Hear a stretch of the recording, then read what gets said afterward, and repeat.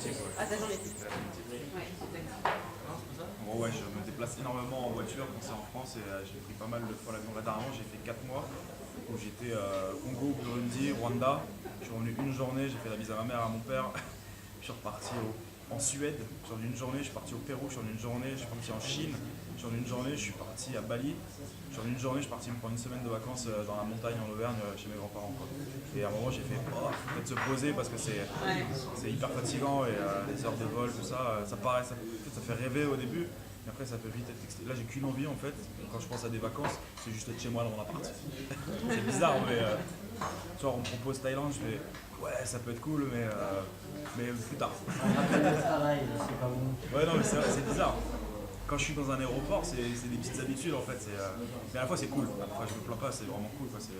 C'est vraiment un métier de rêve. Et de vivre de ses rêves, c'est ce que je souhaite à toute personne qui le veulent et qui veulent s'en donner les moyens. Et je pense qu'en s'en donnant les moyens, on peut y arriver. Si on n'y arrive pas, au pire, on n'a vraiment pas de regret. On dira, bah j'ai testé, c'est pas grave. Moi, quand je me suis lancé il y a 2 ans, je m'étais séparé d'un associé justement, et c'est lui qui avait tout le matos vidéo parce que lui, il était vraiment salarié dans une boîte qui faisait de l'industrie pétrolière. Il avait touché un gros chèque, donc c'est lui qui avait pris tout le matos. Et quand je me suis séparé, je me suis dit, c'est ce qui m'avait fait hésiter d'ailleurs. Comme il a le matos, je me suis dit, il va falloir que j'investisse quasi 20 000 euros ou 15 000 euros de matos. Et finalement, j'ai dit, mais en fait, non, il faut que je sois tout seul, je serai plus tranquille, je peux pas être avec ce mec-là qui est néfaste à moi. Et je me suis retrouvé sur mon compte, j'avais plus que 10 euros. Et j'avais mon loyer à Vincennes de 700 euros par mois, je dis, ouais, c'est chaud quand même. J'avais le chômage, je touchais 250 euros par mois. Je sais pas ce qui s'est passé. Comme j'étais payé surtout en prime en fait en alternance, bah, c'était pas pris en compte. Donc j'étais pas vraiment serein sur le côté financier. Je me suis dit, j'y vais au pire, c'est pas grave. Si ça dure 3 mois que j'y arrive pas, je retourne dans le BTP, quoi. Aujourd'hui, retourner dans le BTP, ça serait plus dur pour moi, je crois. Déjà dans le salariat, ça serait compliqué. Je pourrais pas être là, je pourrais pas faire les journées que je veux. Je travaille le dimanche des fois, souvent le week-end, mais le mardi, si je veux me prendre un break, je le prends. C'est le côté cool d'être à son compte. Et tu passes combien de temps sur les réseaux sociaux? Comment? Tu passes combien de temps sur les réseaux sociaux? Je me rends pas compte, mais je pense beaucoup trop. Je pense beaucoup trop parce que du coup, comme tu disais, tu as une petite communauté qui fait que indirectement, je sais que si je l'entretiens, à répondre aux messages et compagnie, c'est les potentiels clients. Alors c'est pas bien de raisonner comme ça, mais indirectement, je sais que ça marche comme ça aussi. Donc ouais, je pense que le soir, par jour, c'est facile 1 heure ou 2 heures. Hein. C'est peut-être moins, mais ça m'étonnerait pas que ce soit 2 heures. Il faudrait que j'installe l'application là qui dit combien de temps on est sur Facebook, Instagram et compagnie. Et Mythique et Tinder. Et tu lis les statistiques? Non, comme je te disais, je suis pas payé au like et à la vue, donc je m'en fous. Je crois que dernièrement, on m'a proposé un voyage gratuit, et c'est Tahiti, et ma mère rêve d'aller à Tahiti, et je me dis peut-être pourquoi pas lui offrir le voyage et y aller. Et ils m'ont dit ouais, combien tu fais de vues en story, combien tu fais de vues par post, et s'il faut poster 2-3 photos, une petite vidéo et que ça marche à la vue, je veux bien donner mes statistiques et que ça marche comme ça. Même si de base je fais jamais de voyage quand c'est pas rémunéré, sauf si la cause en fait m'intéresse et me concerne pas. D'ailleurs, en parlant de causes qui t'intéressent, je sais que tu as fait un projet humanitaire en Afrique. Yes. Est-ce que tu peux nous en dire plus?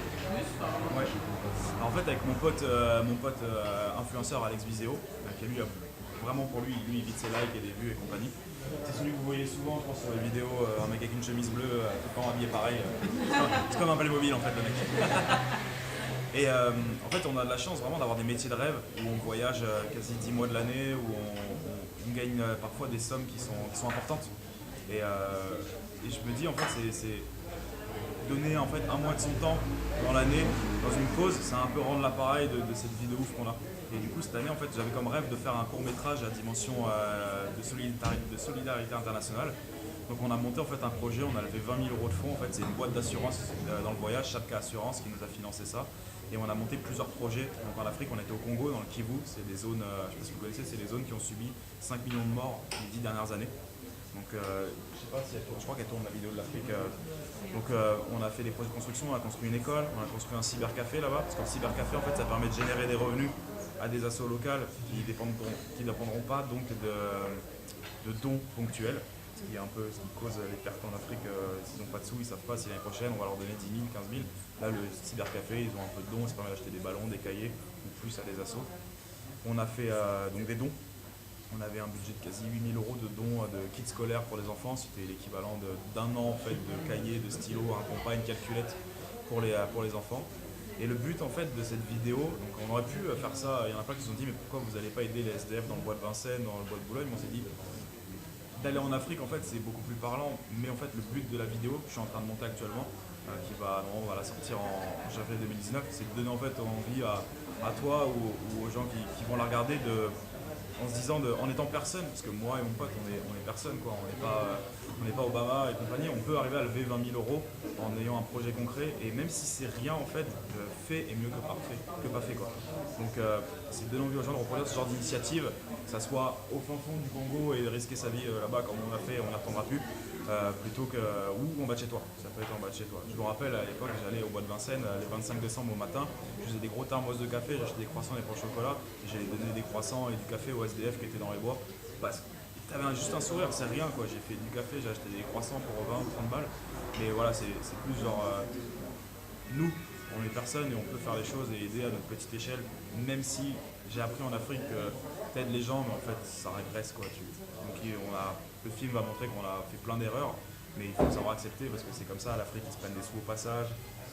Quand tu donnes un cahier ça part en couille totale parce que les gamins ils se battent pour avoir un cahier. Donc pendant le film, en fait, on montre comment on a revu un peu notre processus. On est resté quasiment un mois là-bas, 3 semaines.